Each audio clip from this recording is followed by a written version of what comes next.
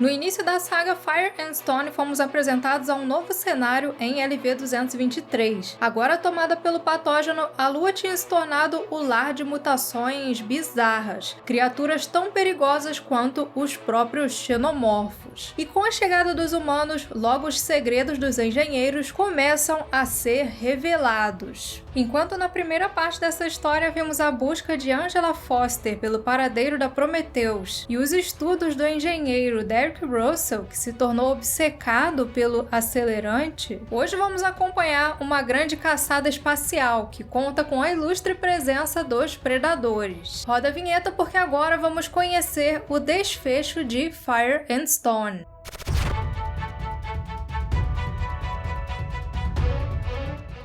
Antes de entrar na história em si, eu acho que é importante explicar uma coisa aqui que sempre causa uma certa confusão quando eu falo em crossovers. No cinema, os filmes de Alien e de Predador acontecem em linhas do tempo separadas. Os filmes de Alien vs Predador são spin-offs que não têm conexão nenhuma com os outros filmes. Mas, quando a gente fala em universo expandido, a regra é outra. Nessas HQs, cada história tem o seu critério. E na Fire and Stone, especificamente, é tudo junto e misturado. Dito isso, seguimos para 2219, ano da chegada da Geryon a LV-223. Galgo e seus companheiros estão a bordo da Persis, que estava atracada ao transporte, prontos para zarpar para bem longe daquele sistema. O plano deles era vender o rifle alienígena e inventar uma história sobre os outros tripulantes. Isso depois de uma viagem de 2 anos, que eles passariam em hipersono. Mas antes de entrar no hipersono, Galgo decide ter uma conversinha com o Francis, que estava indo com eles como um prisioneiro. Porque, o que ele tinha feito com o Elden quebrava umas trocentas regras. Mas antes que eles pudessem se entender, a nave é parada por ninguém menos que o próprio Elden, que estava a bordo da Helios. A Helios era a nave de comando e, portanto, podia controlar todos os sistemas da Persis. E a única exigência feita pelo construto foi a seguinte, que o Galgo entregasse o Francis para ele. Galgo não se considerava bem um assassino, mas sim um homem de negócios. E ele acha justo trocar a vida do Francis pela da sua tripulação. Então, sem questionar muito, ele permite que o Elden venha buscar o seu prisioneiro. E nesse momento da história, nós vemos que o Elden já está diferente. Agora com o corpo completamente transformado e a mente confusa.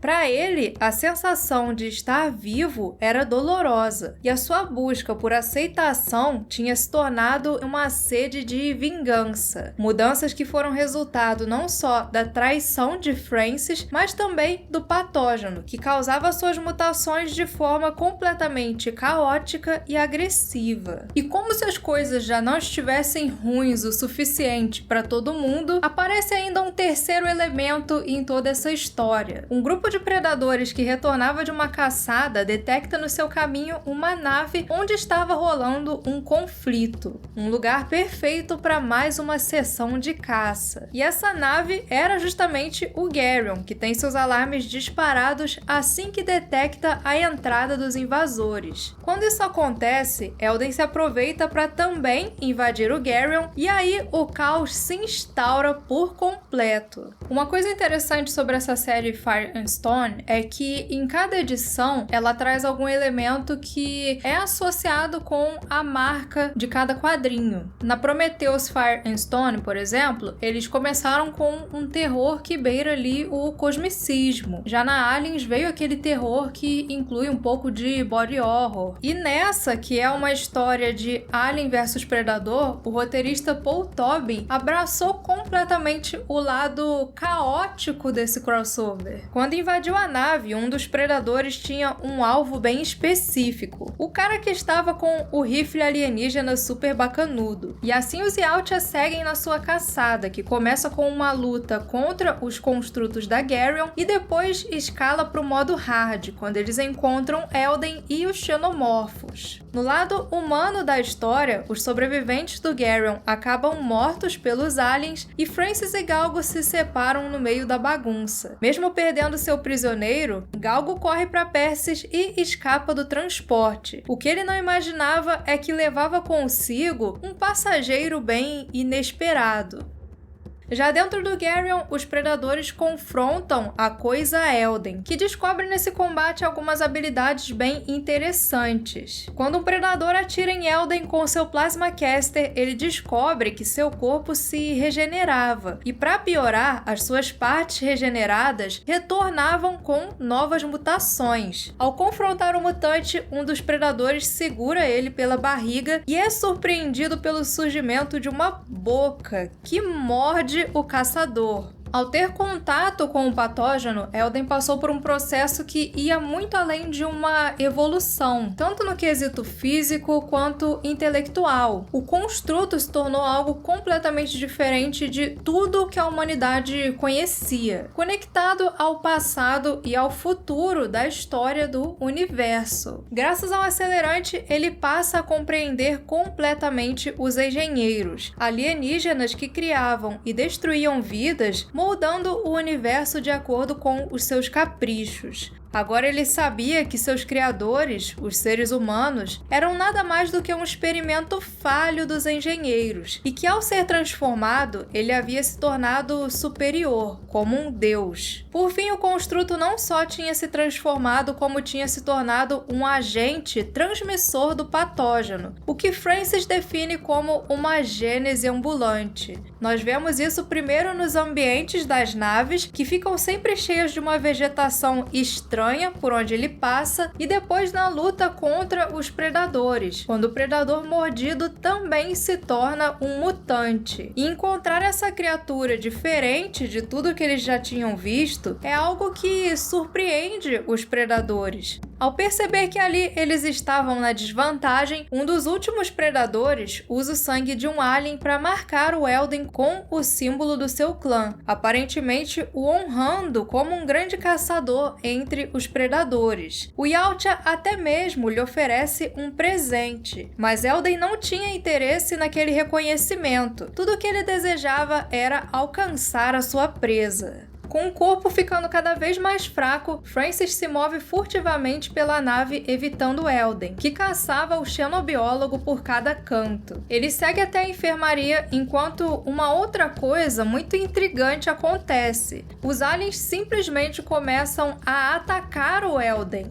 Mas por quê? O ataque não afeta o construto, porque afinal ele ainda tinha uma regeneração extrema. Sem contar que no meio dessa bagunça toda vem o Yautja, que também começa a brigar com os aliens. O caçador fica a cargo dos aliens, enquanto Elden segue até a enfermaria, onde o próprio Francis estava agora chamando por ele. Enquanto Elden estava ocupado com os xenomorfos, Francis tinha preparado para ele uma armadilha. Com a ajuda dos outros construtos, ele captura Elden e coleta a substância no seu corpo. Quando infectou o Elden lá no início da história, a ideia do Francis não era só testar o efeito desse agente, mas sim usar o construto como um tipo de filtro para fazer o acelerante funcionar como ele queria. A sua ideia era não apenas regenerar as suas células, mas também se tornar um imortal. E agora, já que não tinha muito a perder, Francis decide injetar em si mesmo o acelerante. Nesse momento, Elden demonstra uma preocupação genuína com ele, implorando para o Francis não seguir com a sua ideia. Mas o cientista não ouve o construto e se torna uma aberração, uma criatura muito bizarra que agora viveria em pura agonia. Por fim, Elden é também surpreendido por um dos predadores e percebe que, na verdade, ele não tinha sido marcado como um guerreiro. Quando esse predador fez a marca nele, ele injetou ali um veneno que foi o que fez os aliens se voltarem temporariamente contra o construto. Ele não tinha sido exatamente reconhecido como um Yautja, e sim marcado como se fosse gado. Provavelmente uma vingança por ele ter infectado um dos seus companheiros de caça. E assim, com os os aliens, predadores e com os mutantes Elden, Francis e o Yautja, a Geralt se torna um cenário de guerra, um embate onde todos lutavam com um único objetivo: continuar vivos. Por fim, os únicos sobreviventes dessa guerra acabam sendo Elden e Francis, que depois de juntos darem um fim no predador mutante, finalmente conseguem parar e ter aquela conversa franca. Um momento onde Francis se abre sobre a sua inveja dos androides, seres imortais que nunca ficavam doentes, enquanto ele, um humano, via seu fim cada dia mais próximo. Uma luta por algo que Elden não compreendia, já que para ele a vida era algo doloroso. E no fim de tudo, o que o construto realmente queria era que Francis dissesse para ele o que ele tinha se tornado. E agora, vendo que nem mesmo ele compreendia o que tinha acontecido, ele opta por não matar Francis, mas sim ajudar o que tinha restado do seu companheiro.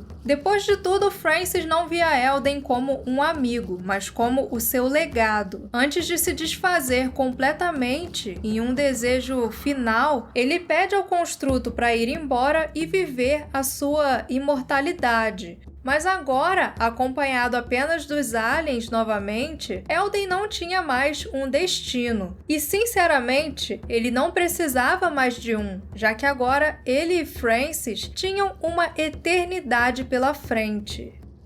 Enquanto a história de amizade entre Francis e Elden teve um final triste, em outro ponto da galáxia surgia o que nós podemos chamar de uma parceria intergaláctica. De volta a Persis, Galgo desperta seus companheiros do hipersono e situa eles sobre o que tinha acontecido. Ele já tinha detectado um invasor na nave e precisaria de ajuda. E para que não houvesse o risco da Persis ser perfurada, armas de fogo estavam restritas. Os três iniciam então uma busca pelo que logo eles identificam como um caçador altamente furtivo, uma criatura habilidosa que não demora para eliminar o primeiro deles. Acontece que, assim como aquele alienígena, Galgo também era um caçador. Sem hesitar, ele prende o seu companheiro restante no compartimento onde estava o alienígena. Afinal, às vezes, o melhor amigo de um caçador era a sua isca. Assim que detecta o sinal da criatura, ele abre a escotilha e sacrifica o seu amigo, que é lançado junto com o invasor no vácuo do espaço. Ou será que,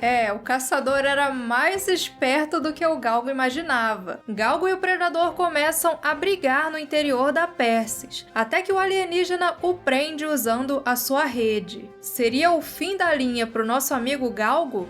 O predador de repente saca suas lâminas e corta a rede. Galgo não era a sua prioridade, tudo que ele queria era a arma bacanuda. Depois dessa, já que o predador já tinha o que queria, Galgo o convida a se retirar da Persis, mas parece que não seria dessa vez que ele se livraria do Yautja. Aquele caçador estava atrás de outra presa e precisaria do transporte para chegar até ela. Assim entra na história um personagem que é um favorito entre os fãs dos Yautja, o predador Ahab. Sim, apesar de esse não ser o seu nome de Yautja, esse é um apelido que os humanos dão para ele baseado no Capitão Ahab do livro Moby Dick. A busca pelos engenheiros do predador Ahab começou perto de 2107, durante uma caçada no sistema Caos Borealis. Sozinho contra os nativos de um planeta de guerreiros, Ahab teve uma batalha tensa que deixou sequelas, mas no fim ele saiu vitorioso. E nesse planeta, ele se deparou com uma coisa que mudaria para sempre a sua vida. Em uma caverna, ele encontrou pinturas desses alienígenas adorando seres antigos que vieram das estrelas. Os responsáveis pela criação não só daquela espécie, mas de muitas outras por todo o universo. E depois disso, ele encontrou ainda registros da existência deles em diversos outros planetas, o que gerou no Yautja uma obsessão por esse troféu, uma presa que nenhum predador tinha conseguido antes, um engenheiro. Obviamente, Galgo não gosta muito da ideia de entrar nessa caçada. Primeiro, porque ele não conhecia necas de pitibiribas daquele alienígena, e segundo, porque ele sabia que o lugar onde o predador ia procurar pelo engenheiro era LV-223, onde ele tinha abandonado Angela e os outros. Em sua vantagem, ele tinha o fato de Ahab não saber como pilotar a nave terráquea, enquanto por outro lado, o predador não parecia ter medo de arrancar qualquer coisa dele para chegar no seu objetivo. Assim, o humano propõe então um acordo. Ele levaria Ahab até LV-223 e depois o predador deixaria ele em paz. Chegando lá, Galgo fica aliviado, já que agora ele finalmente poderia voltar para o espaço. Só que não. Ahab queria que Galgo o acompanhasse, porque se ele tinha a arma, ele sabia onde estava o engenheiro. Então, o predador prende o humano ao seu próprio pulso, usando um tipo de corrente de laser, e o leva para a caçada. Em sua busca pelo planeta, eles descobrem que o engenheiro aparentemente estava dando um fim nos aliens, além de também se depararem com alguns espécimes locais, presas que o predador não perderia, e obrigam Galgo a entrar na luta. Algo que ele faz primeiro por sobrevivência e depois para conquistar a confiança do alienígena. Mas antes de encontrar o engenheiro em LV-223, Galgo se depara com o que ele mais temia: as sobreviventes da tripulação da Geryon.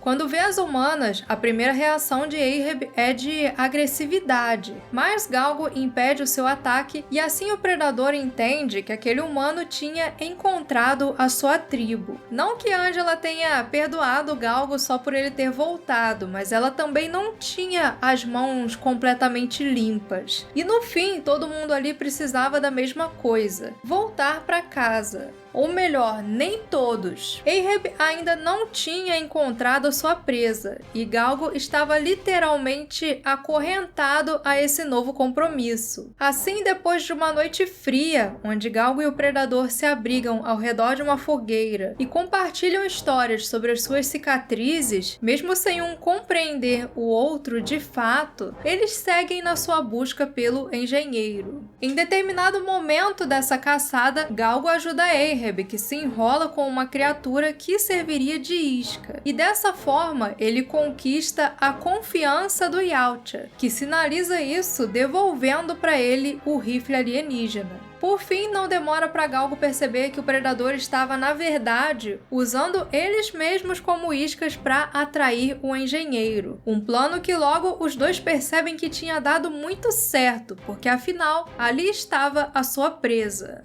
Quando os olhares se cruzam, surge aquela faísca e logo Ahab e o engenheiro iniciam uma luta tensa. Um embate onde o predador finalmente liberta o Galgo, que, como não era bobo nem nada, sai mandado dali. Uma atitude que surpreende o predador, que acaba em maus bocados na sua luta contra o carecão. A luta evolui para o interior da Persis, onde Ahab, já muito ferido, prende o seu oponente na parede usando um arpão e se prepara para mandar tudo pelos ares com o seu dispositivo de autodestruição. Só que o bicho era brabo. O engenheiro consegue se soltar e estava prestes a dar um golpe final no Yautja, quando é surpreendido por Galgo. Depois de tudo que os dois passaram, a consciência deu aquela pesada e ele decidiu voltar para ajudar o seu companheiro de caça. Acontece que a bomba do predador já tinha sido ativada e aparentemente não dava mais tempo de desligar, porque os dois só saem dali e à distância observam a Persis ir pelos ares junto com o engenheiro. Sim, mais uma vez eles estavam presos em LV-223. Enquanto os humanos lamentavam a sua desgraça, o predador vai até os destroços da Persis, porque aquilo ainda não tinha acabado. Sua caçada só se encerra quando ele pode erguer o seu troféu. Com a ajuda de Galgo, Ahab finalmente tinha vencido a sua baleia. Mas, né, agora sem qualquer nave, mais uma vez, eles não tiveram muita opção. Ahab se afasta dos humanos e fica caçando as criaturas daquele planeta, enquanto Angela e Galgo vão atrás de sobrevivência. 2 meses se passam e os recursos em LV-223 se esgotam, obrigando os humanos a viverem de plantas e insetos do planeta. Nisso, Jill adoece e os outros tentam conseguir alimento sem muito sucesso, até que um dia Ahab retorna e deixa para eles comida e alguns equipamentos que ele tinha feito com ossos. De repente, um lampejo de esperança surge nos céus. E sim, foi só um lampejo mesmo, porque logo eles se lembram que quem estava naquela nave era o Elden. E ele vinha para o planeta a toda velocidade. Descontrolada, a nave se estatela no chão e fica completamente destruída. Angela até tenta apagar o fogo para poder pegar um pouco dos suprimentos, mas sem sucesso. E eis que Elden sai dos destroços, agora completamente transformado.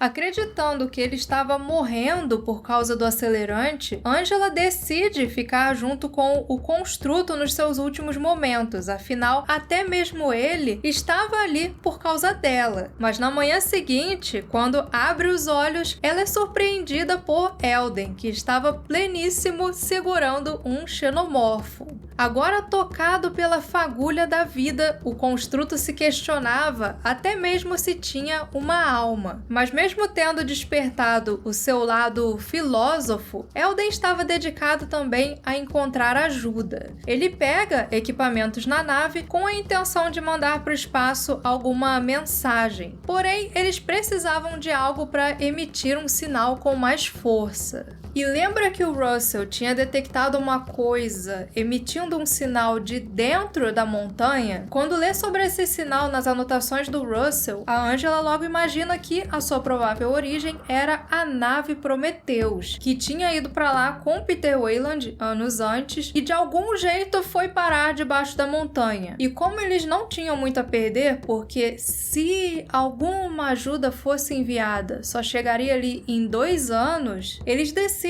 ir atrás da origem desse sinal. Era hora de finalmente descobrir o que estava sob a montanha. Para isso, eles precisam da escavadeira Onager de Hadley's Hope, que, pro azar dos nossos protagonistas, estava dominada pelos xenomorfos. Mas depois de todo esse lance do Galgo com o Ahab, o predador tinha virado meio que um guardião dele. Sempre que o Galgo se colocava em perigo, o Ahab vinha e salvava o dia. Por isso, parte do plano era usar o Galgo como isca e deixar o Ahab cuidar dos aliens. Quando o plano é colocado em prática, ele dá mais ou menos certo. Quando os aliens vêm pra cima do Galgo, plot twist, é o Elden que aparece. Ele começa a brigar com os xenomorfos e logo é dominado pelas criaturas, sendo salvo por Ahab, que finalmente vem e elimina não apenas os xenomorfos, mas também a sua rainha. Depois disso, ele vai pra cima do Elden, porque, né, bicho mais esquisito, mas o Yautja não queria exatamente atacar o construto, e sim ver mais de perto uma coisinha, a marca do seu clã na testa da criatura, o que fazia deles irmãos. Feitas as formalidades, eles entram no covil da rainha, que, como fica evidente, tinha se tornado gigante por efeito do patógeno. Ela não saía dali porque o seu corpo tinha ficado preso no interior da Onager. Só que agora isso não importava, porque finalmente tinha chegado a hora de saber o que existia no interior dessa bendita montanha. Assim que adentram a montanha, nossos protagonistas são surpreendidos por um rio de sangue ácido que existia ali dentro. E logo vem a terrível constatação de que eles tinham atingido uma veia. Sim, aquela montanha estava viva. Depois de encontrar um local de pouso, eles rastreiam o sinal da Prometheus que estava vindo de trás de uma parede. E observando aquela estrutura monstruosa, Elden nota que se tratava de algo que estava dentro da Prometheus, que quando teve contato com o acelerante, começou a crescer ao seu redor. O quadrinho não diz exatamente o que seria essa coisa, mas considerando considerando os eventos finais de Prometheus, o que ficou ali dentro da nave foi o Deacon. Então sim, você não entendeu errado, o consenso é que essa montanha é o Deacon. Antes que eles pudessem encontrar uma forma de chegar até o sinal da nave, a coisa começa a se fechar e aprisionar eles ali dentro. E olha o nível de loucura que isso chega. Para salvar os seus companheiros, o Elden decide se fundir com aquela criatura, se sacrificando para eles ganharem tempo. Mas Elden, filósofo como ficou, antes de desaparecer para sempre ali naquela montanha, reflete sobre o propósito da sua busca pelo Francis, que era bem parecida com a do próprio Peter Weyland. Tudo que ele queria era ficar frente a frente com o seu criador e assim encontrar um propósito para sua existência. A arrogância de acreditar que, ao se encontrar com os seus deuses, eles encontrariam um grande sentido para tudo, ou quem sabe até poderiam se tornar também deuses. Mas no fim de tudo, ele conclui que nada disso fazia sentido, já que todos eram apenas como brinquedos quebrados, milagres mundanos. Depois de um último hello para os seus companheiros, Elden abre um buraco na montanha para Galgo, Angela e Ahab fugirem. E do lado de fora, o trio contempla a sua nova casa. Agora sem naves, o sinal e até mesmo a Onager, só lhes restava a sorte de estarem vivos. Presos naquele planeta repleto de vida alienígena, tudo o que eles podiam fazer agora era tentar sobreviver. E esse foi o fim da série Fire and Stone, uma das mais curiosas HQs do universo expandido de Alien e Predador. A história acaba meio que em aberto, né? E ela tem uma continuação em uma outra série chamada Life and Death, que se vocês curtirem eu trago também aqui no canal. Antes de encerrar, um agradecimento mais do que especial aos nossos oficiais de ciência Lucas Ferreira, Pedro Borges, Diego Dias, Luiz Carlos Matos e um salve pro aniversariante Mr. Vitim, pessoas que nos apoiam na nossa missão de trazer entretenimento de todas as galáxias. Muitíssimo obrigada e vejo vocês por outros mundos.